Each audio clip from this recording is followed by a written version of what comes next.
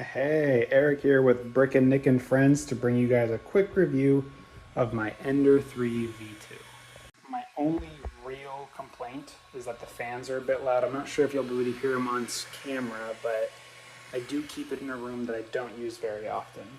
The menu system this thing uses is great, super easy to read, super easy to navigate. Assembling the printer is super easy. It comes with really high quality hardware and all the instructions are easily available online.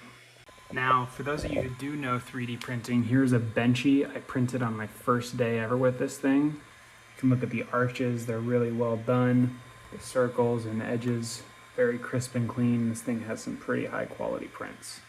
Now the build plate on this isn't necessarily the largest, however it hasn't stopped me from 3D printing larger things. You just have to print them in pieces and then assemble them later.